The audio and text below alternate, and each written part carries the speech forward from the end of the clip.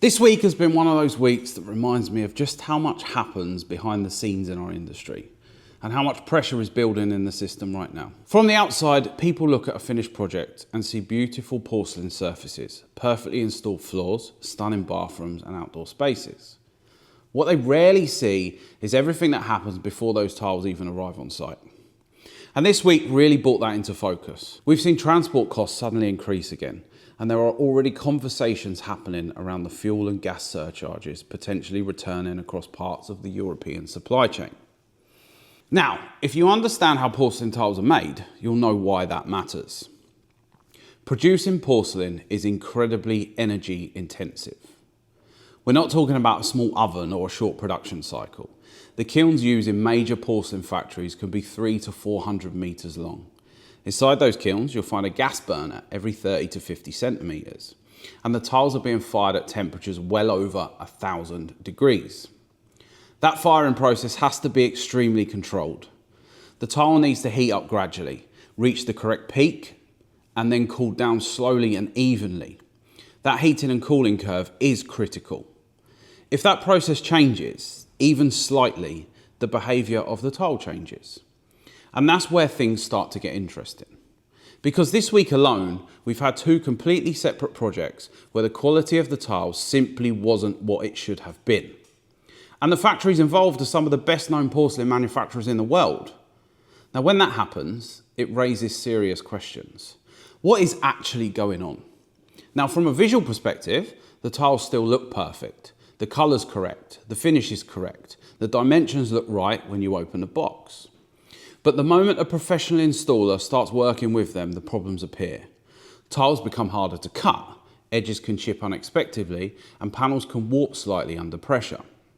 When you're working with large format porcelain slabs, free tiles that don't cut properly isn't a small issue, it gets expensive. And more importantly, it's incredibly frustrating for the installers on site.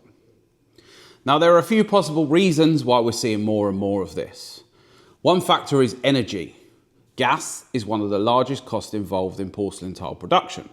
When energy prices rise, factories feel the pressure immediately. And if you're running a large manufacturing operation, the temptation is obvious.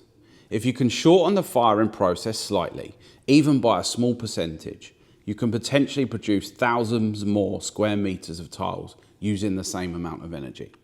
From a business perspective, that might look like a sensible decision. But if that change begins to affect the performance of a tile, the consequences travel all the way down the supply chain. The installers feel it first, then the suppliers, and eventually the client. There's also another factor to play that people don't talk about enough. Since the war in Ukraine, many of the raw materials traditionally used in porcelain production have become harder to source. Factories have had to experiment with different clay compositions and mineral mixes. Now, that doesn't automatically mean the production becomes worse. Many of these factories are incredibly sophisticated and capable of adapting their formulas. But when you combine changes in raw materials with pressures on production speed, you start to introduce variables into a process that historically relied on consistency. And that's where the cracks begin to appear. What this means in the real world is situations like the one we've had to deal with this week. We've had to source 4 additional tiles from one factory and 9 from another, simply to complete a high-end residential project. Now, in most cases, the factories will replace defective tiles, but that's not the real issue. The real issue is everything that happens around that replacement. Transport, time, coordination. If we had to organise separate delivery just for those tiles, it could easily cost £300 to £400 just to move a handful of pieces across Europe. With multiple situations like that across a year, the costs start quietly climbing into the thousands. Margins in this industry are not what people imagine. And the people absorbing those costs are usually the suppliers, the companies standing between the factory and the client. For businesses like ours, reputation is everything. We sell premium surfaces because they are supposed to be premium. They should perform properly, they should be installer friendly, and they should cause fewer headaches, not more. And the installers we work with are some of the best in the industry. These guys have been laying large format porcelain for years. They've got the right equipment, the right cutters, and the right knowledge. So when they raise concerns, we listen very carefully. because their feedback is usually the earliest signal that something in the manufacturing process has changed. Now, I want to be very clear about something. This isn't about attacking any specific factory. The manufacturers we work with produce some of the best porcelain in the world. But across the industry, I'm hearing the same conversations repeated more and more often. The installers are noticing changes. Suppliers are dealing with replacement stock. Projects experience avoidable complications. And when that happens, nobody really wins. Factories risk their reputation. Suppliers absorb costs. Installers lose time. Clients get frustrated. And the industry works best when every part of the chain is strong. Manufacturers producing consistent materials, suppliers coordinating logistics properly, and installers delivering exceptional finishes. When one part of that chain weakens, the entire system feels it. And I think it's time to start talking more openly about these challenges, because behind every beautiful finished project is an enormous amount of work that most people never see.